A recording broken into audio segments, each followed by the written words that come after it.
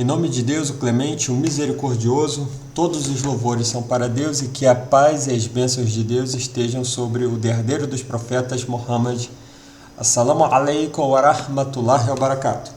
Hoje, inshallah, vamos continuar a leitura e o estudo desse livro, The Orthodox Corruption of Script, um livro muito interessante que fala sobre a corrupção, a adulteração intencional dos livros do Novo Testamento com o objetivo de manipular e criar aquilo que se estabeleceu como doutrina da Igreja.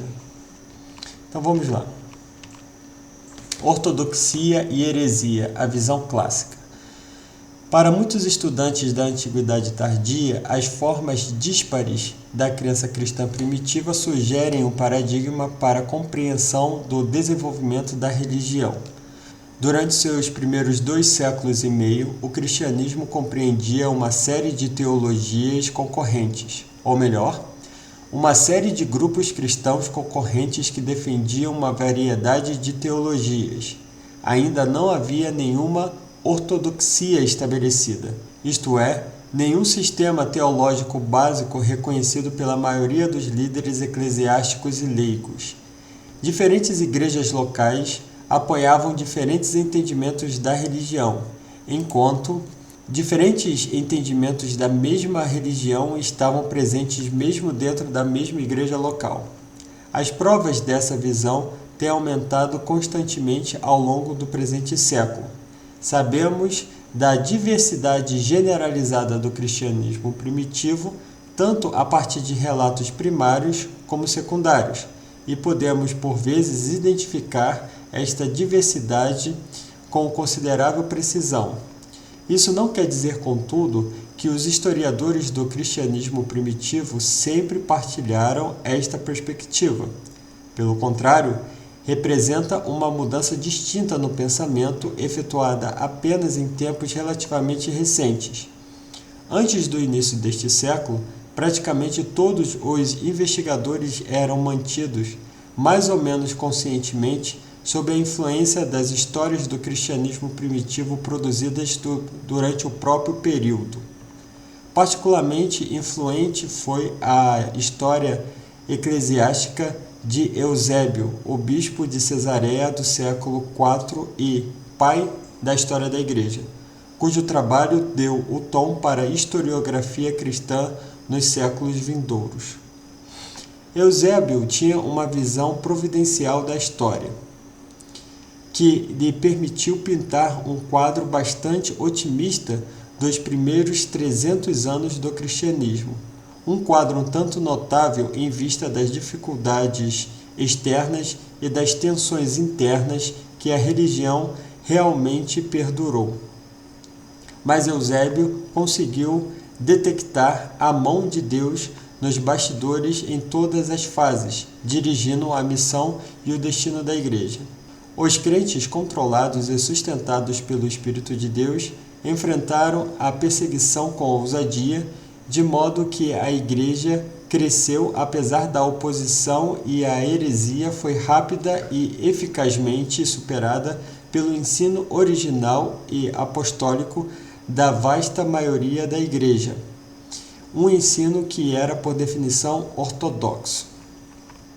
Para o vídeo não ficar muito longo, a gente vai pular aqui uma parte que fala mais particularidades a respeito da visão de Eusébio. E aqui tem outro texto também que é bastante interessante, que é a visão que Eusébio tem a partir do livro de Atos dos Apóstolos, de como era essa igreja primitiva, os primeiros fiéis. A grande maioria dos convertidos permanece fiel à mensagem apostólica, e as questões teológicas são prontamente resolvidas por um apelo à autoridade apostólica. E, em todos os casos, mesmo após um sério debate e reflexão, revela a mais notável de todas as unidades. As desuniões podem ser atribuídas a ensinamentos falsos, isto é, a desvios das visões teológicas dos primeiros apóstolos de Jesus. Tais desvios são ações perversas de indivíduos degenerados, lobos que se infiltram no rebanho de ovelhas para causar grandes danos, mas que não pode, em última análise, superar uma igreja unificada por trás do ensinamento apostólico original. E aqui estão as referências que nos remete ao livro de Atos dos Apóstolos. Aqui bastante interessante essa primeira definição que se faz aqui entre ortodoxia e heresia, porque se tem provas bem fundamentadas, segundo o autor, da diversidade generalizada que era o primeiro grupo de cristãos, certo? Não havia um pensamento uniforme, não havia algo assim estabelecido. E não havia por quê? Não havia justamente porque os escritos desde aquela época haviam sido perdidos. Não se preservou, não se compilou o Evangelho de Jesus, mas sim foi-se criando mais na frente evangelhos paralelos, relatos de pessoas que viram, que estavam próximas, e aí cada um foi escrevendo aquilo que achou que deveria escrever, mas a mensagem ditada por Deus Altíssimo, por intermédio de Jesus, que a paz de Deus esteja com ele, tinha sido perdida. Uma vez que não se tem a mensagem, não se tem o livro, não se tem essa referência clara, objetiva, a que se vai apelar? É o que a gente vê aqui embaixo, a tal da autoridade apostólica.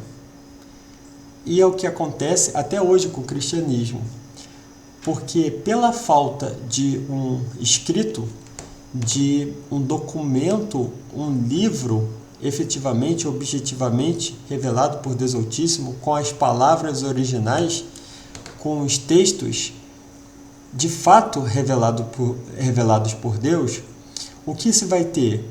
Se vai ter a brecha, a abertura para que pessoas possam usurpar essa autoridade divina.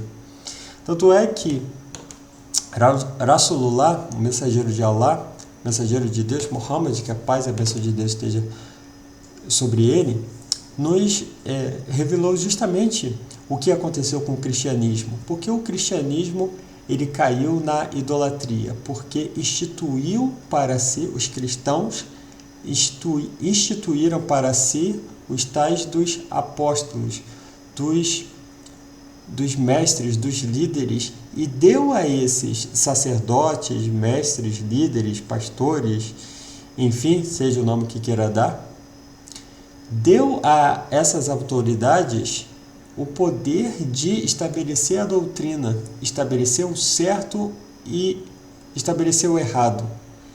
Essa autoridade é exclusiva de Deus Altíssimo, é Ele que estabelece a religião.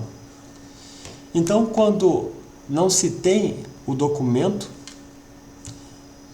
dado por Deus Altíssimo estabelecendo a sua religião, vai se ter diversos charlatões que vão ocupar esse lugar e vão criar, obviamente, religiões humanas, dogmas humanos, doutrinas humanas, leis humanas, e vão dizer que são leis divinas. São pessoas que falam em nome de Deus sem ter sido revelado nada a ela. Tem um vídeo aqui no canal que fala: o cristianismo está fundado em quê e o islamismo está fundado em quê? Então, a gente tem uma diferença muito grande. Se por um lado o Islã está fundado num livro, um livro que nos remete diretamente ao mensageiro de Allah, por outro lado, o cristianismo não tem esse livro. Então ele tem o quê? Pessoas, autoridades, pessoas que ocuparam esse cargo que deveria ser exclusivo do mensageiro de Deus. Apenas Deus pode escolher aquele a quem vai se entregar a mensagem, e aquela pessoa vai entregar simplesmente a mensagem que Deus escolheu, sem alterar, sem acrescentar e sem retirar nada. Então é isso, muito obrigado e vejo vocês na próxima, Inshallah.